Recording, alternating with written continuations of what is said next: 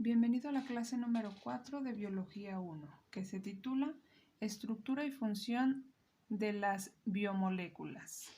Las biomoléculas son las moléculas constituyentes de los seres vivos.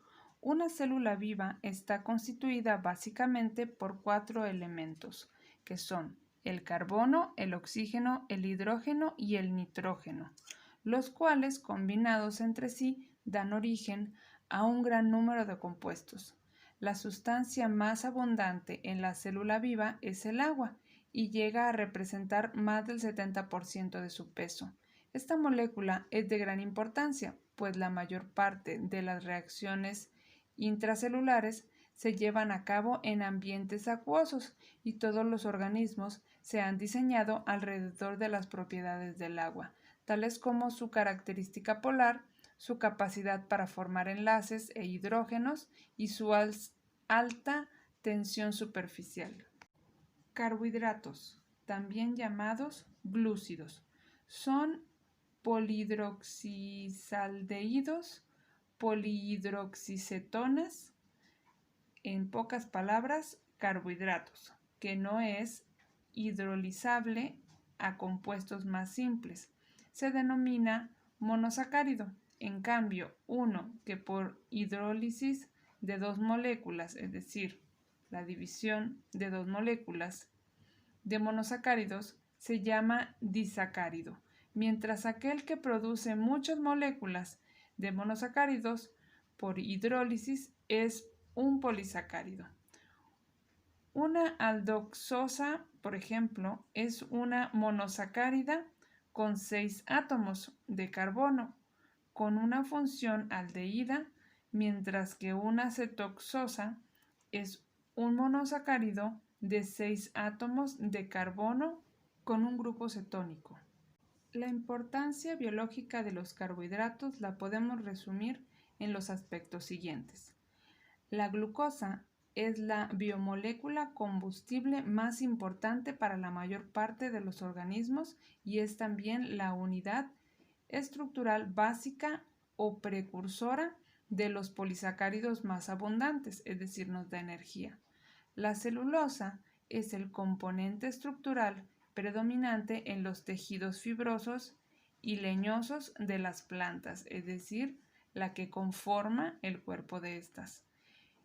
El almidón se encuentra en cantidades muy grandes en las plantas, de las que constituye la forma principal de combustible de reserva, es decir, con lo que pueden vivir.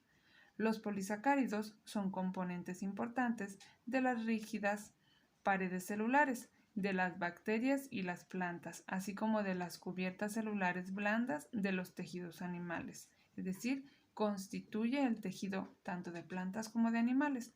Las aldopentosas son componentes importantes de los ácidos nucleicos y varios derivados de las triosas y las septosas.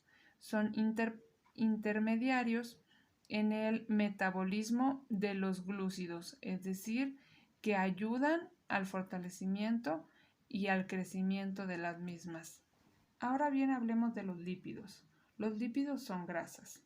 Los lípidos son biomoléculas que, siendo insolubles en el agua, pueden ser extraídas de las células con solventes orgánicos de polaridad baja, tales como el éter y el cloroformo.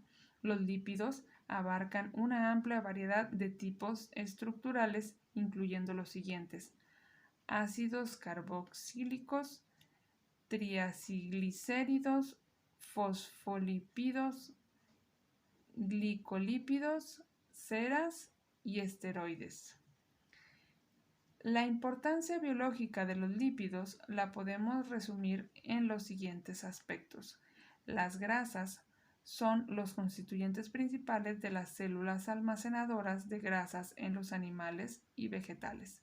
Constituyen una de las reservas alimenticias más importantes del organismo. Se emplea en grandes cantidades como materias primas para muchos procesos industriales. Por ejemplo, mantequilla, mantecas, aceites, jabones, aceites secantes, detergentes, etc. En cuanto a las proteínas, no solo contienen cientos e incluso miles de unidades de aminoácidos, las que pueden ser de unos 20 tipos diferentes. El número de moléculas proteínicas distintas que pueden existir es casi infinito. Es probable que se necesiten decenas de miles de proteínas diferentes para formar y hacer funcionar un organismo animal. Este conjunto de proteínas no es idéntico al que constituye un animal de tipo distinto. Su importancia biológica la podemos resumir así.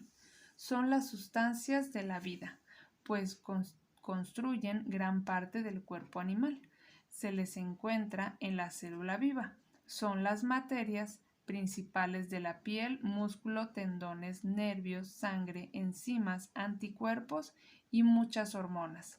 Dirigen la síntesis de los ácidos nucleicos, que son los que controlan la herencia. Al hablar de los ácidos nucleicos, por cierto, son polímeros que existen en el núcleo de las células. Toda célula viva contiene ácidos nucleicos, como también las células bacterianas que no contienen núcleos y en los virus que no tienen células. Estos ácidos tienen primordial importancia porque determinan la síntesis de la proteína y el factor genético, las características hereditarias de todos los organismos vivos. El ADN fue descubierto como el principal constituyente químico del núcleo de la célula. Los primeros estudios, en 1950, que permitieron comprobar la estructura de doble hélice del ADN, fueron realizados por Rosalind Franklin y Maurice Wilkins, quienes mediante técnicas de cristalografía y difracción de rayos X lograron diversas preparaciones de fibras de ADN uniformemente orientadas, con las que construyeron que las bases de los nucleótidos del ADN, que son moléculas planas, están apiladas unas sobre otras. Por su parte, Eric Charwing y uno de sus compañeros de la universidad mencionó que el ADN de muchas especies diferentes y de diferentes fuentes en un mismo organismo presentaban cierta regularidad. En casi todos los ADNs analizados se conservaron las siguientes características conocidas como la regla de Chargram. La cantidad de adenina es igual a la cantidad de timina. La cantidad de guanina es igual a la cantidad de citosina. Por lo anterior, la cantidad total de purinas es igual a la cantidad total de pirimidas. Replicación del ADN. La transmisión de información implica que el ADN es capaz de duplicarse de manera que obteniendo dos células iguales a partir de la molécula inicial. Este proceso se llama replicación. Luego del descubrimiento de la estructura del ADN en 1957, Matthew Stanley y Frank Stan demostraron que este se replica de manera semiconservada, es decir, que la nueva cadena se sintetiza utilizando una de las hebras preexistentes como molde.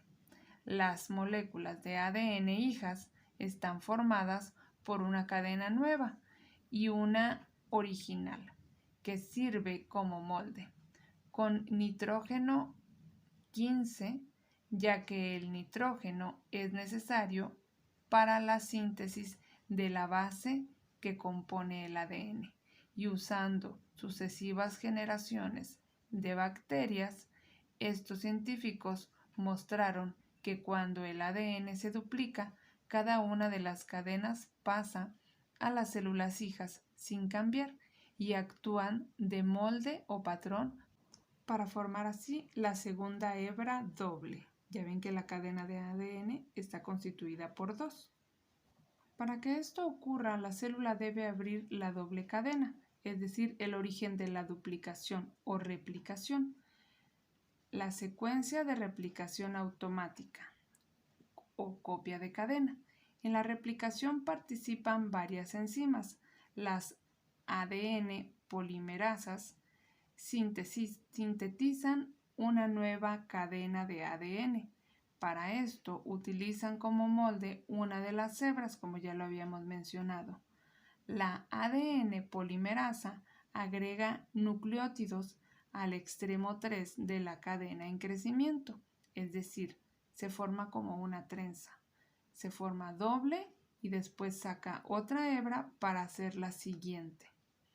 Otras enzimas que participan en este proceso son la ADN primasa, la ADN ligasa, la ADN helicasa, la ADN topoisomerasa y la retroína de unidad al ADN, que evita que el ADN se enrede en el proceso, facilitando la apertura de la doble hebra. Ahora hablemos de la importancia de la síntesis de las proteínas en la cuestión del ADN. Es otra de las cuestiones. El ARN mensajero es el que lleva la información para la síntesis de la proteína, es decir, determina el orden en que se unirán los aminoácidos. La síntesis de proteínas o traducción tiene lugar en los ribosomas del citoplasma celular. Los aminoácidos son transportados por el ARN. Una vez finalizada la síntesis de la proteína, el ARN mensajero queda libre y puede ser leído de nuevo. De hecho, es muy frecuente que antes de que finalice una proteinaya, esta comenzó ya otra.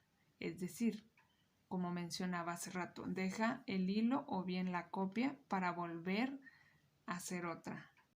Hablemos ahora de la tarea. Construye un cuadro sinóptico resumiendo las características de los seres vivos. Esa es tu primera actividad. La número 2 dice, elabora un resumen de la estructura y función de las biomoléculas agregando aportaciones personales. Es decir, quiero saber tu punto de vista sobre la cuestión de la estructura y función de las biomoléculas. Recuerda que al hacer un análisis más o menos usas de entre 15 a 20 renglones para poder dar tu punto de vista sobre el tema. Eso es todo por la clase de hoy. Nos vemos el lunes. Que estés muy bien. Bye.